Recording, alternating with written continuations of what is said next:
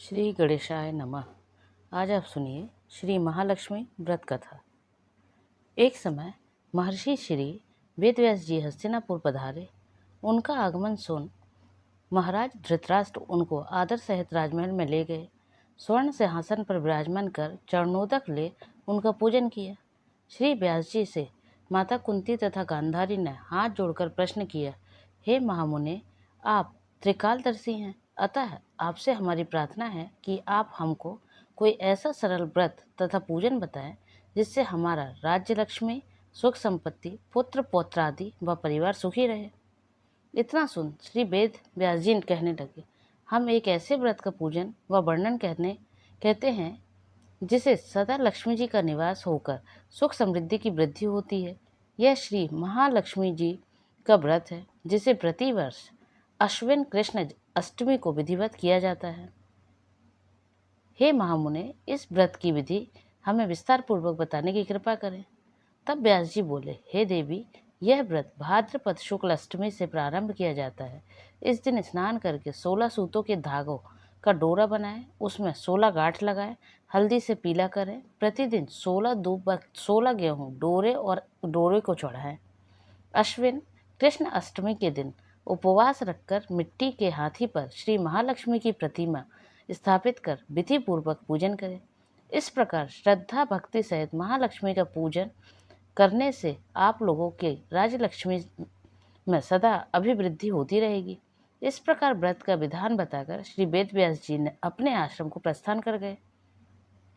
इधर समय अनुसार भाद्रपद शुक्ल अष्टमी से गांधारी तथा कुंती अपने अपने महलों में नगर की स्त्रियों सहित व्रत का आरंभ करने लगी। इस प्रकार 15 दिन बीत गए। 16वें दिन अश्विन कृष्ण अष्टमी के दिन गांधारी ने नगर की सभी प्रतिष्ठित महिलाओं को पूजन के लिए अपने महल में बुलवा लिया। माता कुंती के यहाँ कोई भी महिला पूजन के लिए नहीं आई। साथ ही माता कुंती को भी गांधारी ने नहीं बुलाया। ऐसा करने से माता कुंती ने अपना बड़ा अपमान समझा। उन्होंने पूजन की कोई तैयारी नहीं की और उदास होकर बैठ गई। जब पांचों पांडव युधिष्ठिर, अर्जुन, भीम, नकुल और सहदेव महल में आए तो कुंती को उदास देखकर पूछा, हे माता, आप इस प्रकार उदास क्यों हैं? आपने पूजन की तैयारी क्यों नहीं की? तब माता कुंती ने कहा, हे पुत्र, आज महालक्ष्मी जी के व्रत का उत्सव गांधारी के महल में मनाया जा रहा है। उन्होंने नगर की समस्त महिलाओं को बुला लिया है और उसके 100 पुत्रों ने मिट्टी का एक विशाल हाथी बनाया, जिस कारण सभी महिलाएं उस बड़े हाथी का पूजन करने के लिए गांधारी के यहाँ चली गईं, लेकिन मेरे यहाँ नहीं आई। यह सुनकर अर्जुन ने कहा, हे माता, आप पूजन की तैयारी करें और नगर में बुलावा लगवा दे कि हमारे यहाँ स्वर्ग के ऐरावत हाथी का पूजन होगी। इधर माता कुंती ने नगर में ढिंढोरा पिटवा दिया और पूजा की विशाल तैयारी होने लगी। उधर अर्जुन ने बाण के द्वारा स्वर्ग से ऐरावत हाथी को बुला लिया। इधर सारे नगर में शोर मच गया कि कुंती के महल में स्वर्ग से इंद्र का ऐरावत हाथी पृथ्वी पर उतरकर पूजा जाएगा। समाचार को सुनकर नगर के सभी नर नारी, बालक एवं वृद्धों की भीड़ एकत्र होने लगी। उधर गांधारी के महल में हलचल मच गई। वहां एकत्र हुई सभी महिलाएं अपने अपने थालियां लेकर कुंती के महल की ओर जाने लगी। देखते ही देखते कुंती का सारा महल ठसाठस भर गया। माता कुंती ने ऐरावत को खड़ा करने हेतु अनेक रंगों से चौक पुरवाकर नवीन रेशमी वस्त्र बिछवा दिए। नगरवासी स्वागत की तैयारी से में फूलमाला, अबीर, गुलाल, केसर हाथों में लिए पंक्तिबद्ध खड़े थे।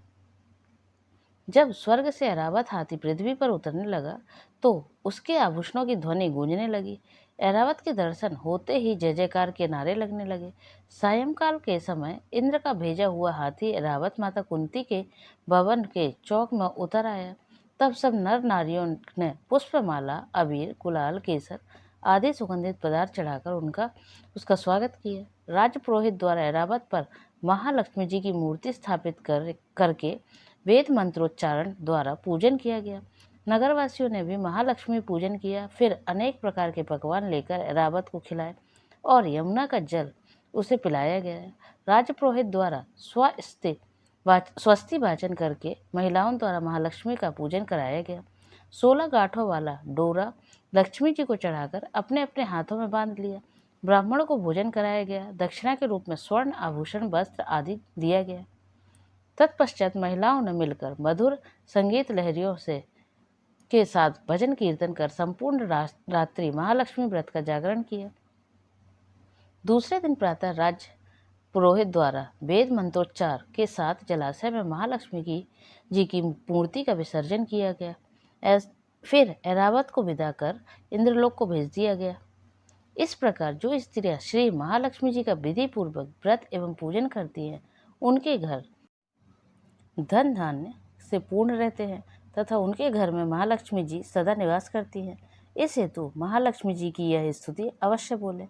महालक्ष्मी नमस्तुभ्यं, नमस्तुभ्यं सुरेश्वरी, हरि प्रिये नमस्तुभ्यं, नमस्तुभ्यं दयानिधि।